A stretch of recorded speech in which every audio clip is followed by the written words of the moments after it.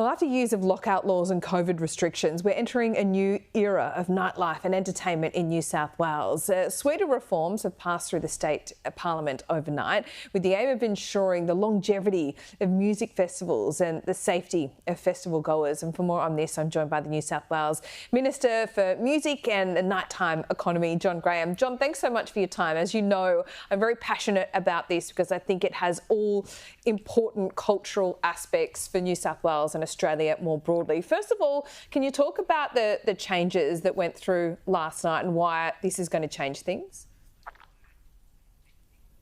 Yeah, well, it's big news for New South Wales, but also particularly for the East Coast.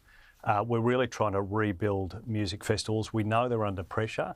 At the moment, there are real problems as they're caught between rising costs and cost of living pressures driving ticket sales down. We've seen big festivals leave or announce their last festival, and that's been of real concern. That's why we're doing two things.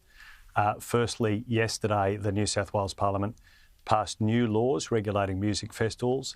They're much more supportive of festivals, they're more health-focused, and they give festivals a right to appeal if government costs are too high.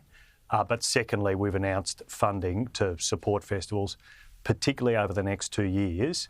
If we can get them through that period, we're very hopeful they'll thrive in the long run.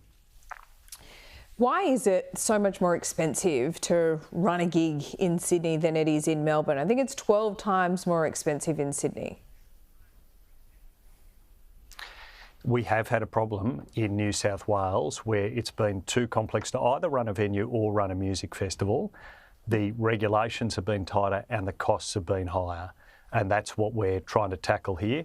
Of course, there's a balance here to keep people safe, but also to support music festivals. We've had a great festival scene, and there was a risk there that we'd have festivals skip New South Wales some years ago. Now, our goal is to really support festivals in this state, but also in doing that, we can help lift the whole East Coast. We want to work with Queensland, Victoria, with the rest of the country to make sure we've got the best music scene we can have. I mean, the man that's run the Blues Festival that's now going to have its last year next year says, great what you're doing, but it's still not enough. So what big ideas do you have, John? Because we have a big problem anyway in attracting gigs because they're so far away. So a lot of these artists need the kind of supply chain to work for them right through Asia, and a lot of that is changing. So what is the big draw card here for, I mean, Sydney, best city in the world, of course, but what else can you do?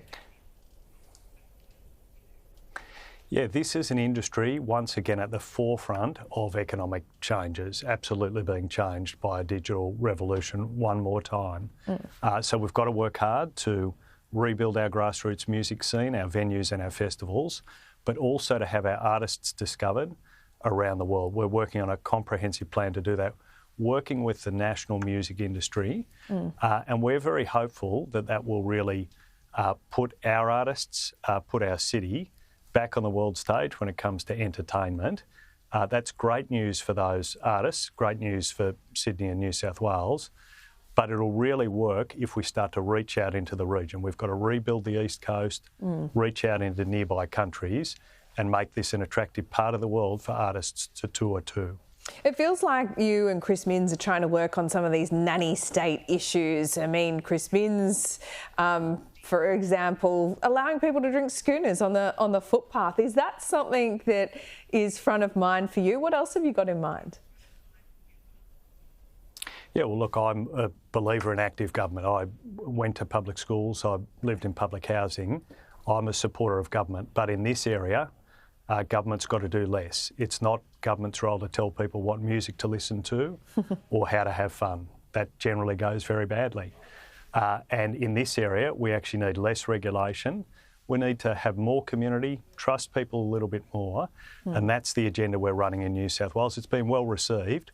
We think it'll make a real difference, both to the economy of New South Wales, but also to the sense of community. John Graham, great to talk to you. We look forward to talking to you further about this issue. See you soon. Fantastic, thank you.